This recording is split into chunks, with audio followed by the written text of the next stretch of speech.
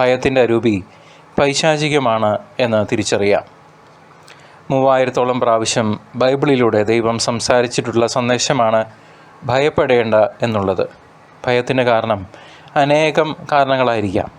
ജീവിതത്തിൽ പരാജയപ്പെടുമോ എന്ന ഭയം, ജീവൻ്റെ ഭയം, ആരും തന്നെ സഹായിക്കാനില്ലാതെ വരുമോ എന്ന ഭയം, വിമർശിക്കപ്പെടുമോ എന്ന ഭയം, മരണഭയം, അപമാനഭയം, തെറ്റ് പറ്റുമോ, തെറ്റ് കണ്ടുപിടിക്കപ്പെടുമോ എന്ന ഭയം, അപകടഭയം, വേദന നിറഞ്ഞ അനുഭവങ്ങൾ വീണ്ടും മനസ്സിലേക്ക് വരുമോ എന്നുള്ള ഭയം, മരണഭയം, ഇരുട്ടിനെ, കള്ളനെ, മനുഷ്യനെ, മൃഗങ്ങളെ, പക്ഷികളെ, ഏതെങ്കിലും പ്രാണികളെ, ഇഴജന്തുക്കളെ, എല്ലാത്തിനെയും ഭയം.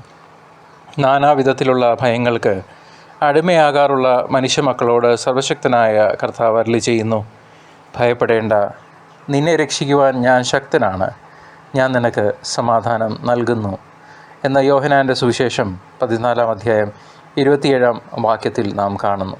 പരിശുദ്ധാത്മാവ് അരുളി ചെയ്യുന്നു, ഭയപ്പെടേണ്ട, ഞാൻ നിന്നോട് കൂടെയുണ്ട്, സംഭ്രമിക്കേണ്ട, ഞാനാണ് നിൻ്റെ ദൈവം, ഞാൻ നിന്നെ ശക്തിപ്പെടുത്തുകയും സഹായിക്കുകയും ചെയ്യും, എൻ്റെ വിജയകരമായ വലത്ത് കൈകൊണ്ട് ഞാൻ നിന്നെ താങ്ങി നിർത്തും.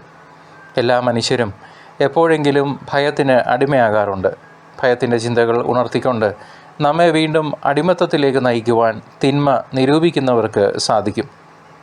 വിപരീത സാഹചര്യങ്ങളുടെ മധ്യേ മനുഷ്യൻ ഭയത്തിന് അടിമയാകാറുമുണ്ട്.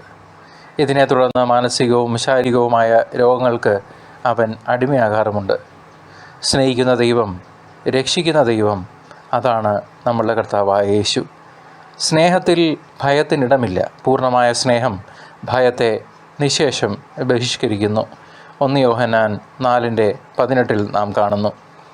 സുരക്ഷിതത്വ ബോധത്തിന് ഇടമില്ലാത്ത ലോകം, അരക്ഷിതാവസ്ഥ നിറഞ്ഞ ചിന്തകൾ, രക്ഷിക്കാനായി ആർക്കും സാധ്യമല്ല എന്ന ഭയം, ഇതല്ലേ നമ്മളുടെയൊക്കെ മനസ്സിൽ കൂടെ ഇന്ന് കടന്നുപോയിക്കൊണ്ടിരിക്കുന്ന ചിന്ത.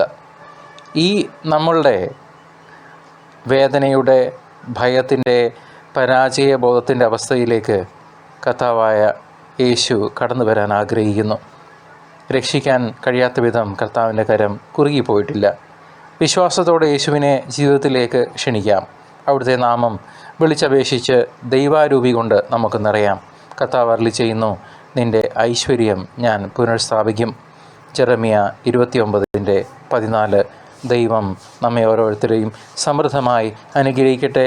പിതാവിൻ്റെയും പുത്രൻ്റെയും പരിശുദ്ധാത്മാവിൻ്റെയും നാമത്തിൽ തന്നെ. ആമേൻ.